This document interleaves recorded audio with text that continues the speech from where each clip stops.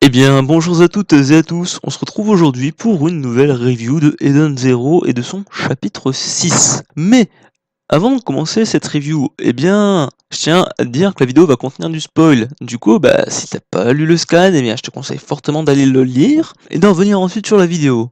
Mais bref, nous allons commencer le chapitre 6. Donc on y retrouve quoi? Eh bien on y retrouve nos amis, accompagnés de Sibyl, qui est toujours à la recherche de Dr. Wiz ainsi que son argent. On a des discussions un peu bizarres entre lui et son oiseau, que je vais appeler Payo, parce qu'on n'a pas de nom en fait, pour cet animal un peu spécifique. Du coup, ce sera Payo. Pendant la discussion que Sibyl avait avec son oiseau et ses sbires, eh bien, tu as Rebecca qui propose de s'enfuir, c'est ce qu'ils vont faire, mais c'est alors que Chiki lui est prêt à se bastonner, mais Rebecca elle est là, elle fait ben non, on peut pas se battre pour éviter de changer le futur.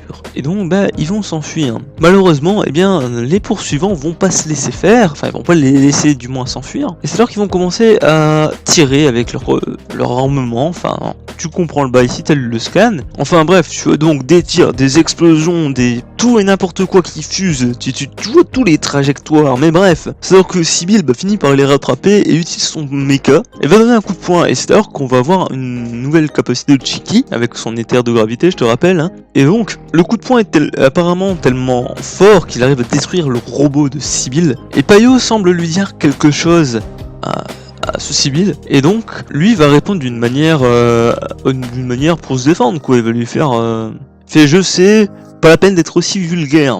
Honnêtement, si Payo pouvait parler avec de vraies phrases, eh bien ça serait honnêtement bien. Mais d'ailleurs, je reviens sur ce Payo, parce qu'il semblerait que seul Sibyl comprenne ce que dit ce fabuleux Payo. Est-ce que ce serait pas un pouvoir spécifique d'Ether?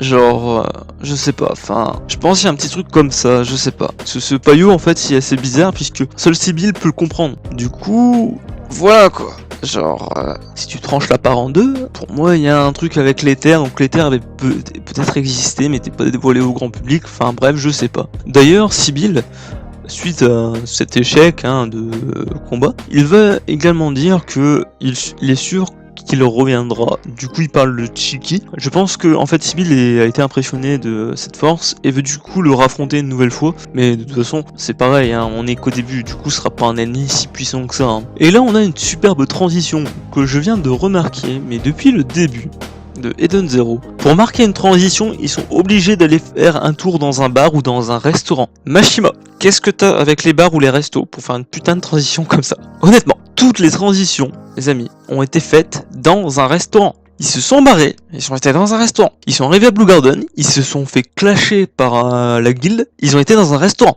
Ils sont arrivés sur Norma, ils ont été dans le laboratoire de Dr. Wiz, il y a un mec qui les a attaqués. Ils ont été dans un restaurant. Mashima, qu'est-ce que t'as avec les restaurants? T'as un problème avec les restos? Genre, ils t'ont fait quoi les restos? je sais pas, c'est genre quand même, genre, à chaque fois, chaque transition se fait sur un restaurant. Mais ceci, eh bien, pour une fois, ça a été, entre guillemets, utile.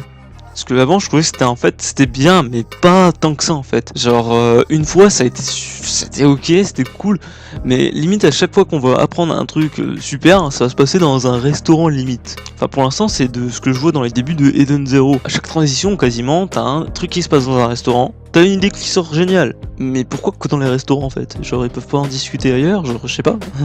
Ils viennent de se faire attaquer. Genre, je vois la scène en fait. Putain, on vient de faire un super combat. T'as envie qu'on bouffe? Vas-y, au restaurant. C'est un peu ça en fait. Genre, je sais pas. Mais dans ce restaurant, eh bien, c'est un restaurant quand même un peu spécial, puisque on va y trouver des extraterrestres. Et Chiki il sera surpris et il va vouloir devenir ami avec eux, sauf que Rebecca va stopper. Et on apprendra également que ce bar en fait c'est un bar un peu spécial, puisqu'apparemment c'était une planque du Dr. Wiz. Et bien évidemment, qu'est-ce qu'on va croiser 2 minutes plus tard? Eh bien oui, je te le donne en mille, le Dr. Who. Non, le Dr. Wiz. C'est alors que bien Rebecca va justifier la raison de pourquoi ils sont là, de qui ils sont réellement en fin de compte.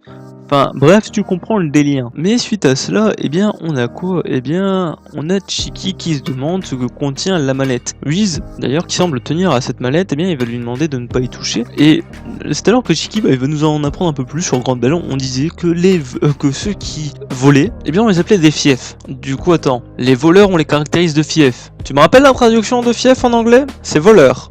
Du coup on caractérisait les voleurs de voleurs sur Grande Belle. Je trouve que la logique de Grande Belle surpasse l'intelligence. Puis à la fin, eh bien, Chicky va réussir à voler la mallette, mais au moment où il la vole, en fait, eh bien, il va se dire j'ai perdu mon pouvoir. Et au moment où la mallette s'ouvre, eh bien, on a une poupée mécanique. Whis pensait que c'était de l'or à ce moment-là. Donc, la première réflexion que tout le monde a eue, c'est, même Whis il l'a eu, hein. Le Whis il l'a eu, il le dit clairement.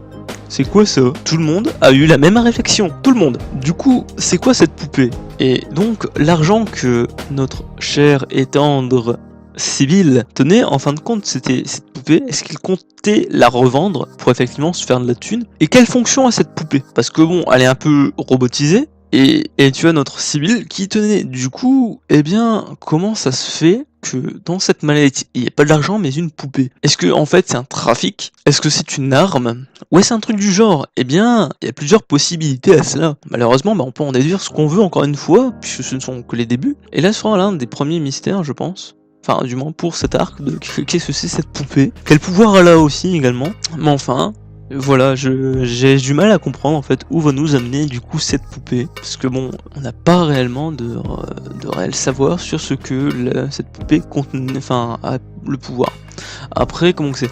On peut imaginer plein de trucs, genre on peut imaginer que en fait c'était, enfin à la base en fait je voyais le truc comme ça. Enfin j'avais vu plusieurs possibilités. La première possibilité en fait c'était que quelqu'un avait donné ça à Sibyl. Sibyl il en a eu la connaissance et du coup il a fait eh bien je vais leur vendre et du coup je vais faire croire que c'était de l'argent ou un truc du genre, enfin où c'est quelque chose que je tiens. Et donc oui ils en ont entendu, il l'a volé et du coup il s'est fait arnaquer. Ou alors c'est quelqu'un qui a prétendu que c'était de l'argent à Sibyl. Du coup Sibyl l'a pris. Oui, ils en ont entendu parler et a volé Sibyl. C'est comme ça que j'imaginais au début les choses en fait, jusqu'au moment où on voit cette poupée en fait. Du coup, même Louise, qui ne savait pas ce que c'était en fait le contenu de la mallette, enfin qui pensait du moins que c'était de l'or, se retrouve avec cette poupée. Du coup, quelle fonction a cette poupée? Est-ce une arme? Est-ce vraiment quelque chose que l'on peut revendre? Eh bien ça on ne le saura que lors du prochain scan mon ami. Et du coup, eh bien je vais te laisser sur cette fin. En fait, je peux pas trop dire de choses que bon. Il y a eu peu d'éléments sur d'appréhension, du coup voilà quoi, genre tu veux que je fasse quoi avec ça, les seuls éléments qu'on a c'est la poupée. Après si je reviens un peu sur Sibyl au moment où il dit qu'il est sûr qu'il reverra nos amis, eh bien bon c'est un peu normal puisque de toute façon je suis sûr qu'il enverra des hommes pour aller régler une bonne fois pour toutes leur compte ou du moins essayer de récupérer la mallette. Du coup sur ce mon ami, eh bien je vais te laisser sur cette fin. Du coup n'hésite pas à t'abonner. En lui-même t'a plu. Est-ce que tu penses qu'il va se passer pour la suite? Sur ce mon ami, allez, tchuss!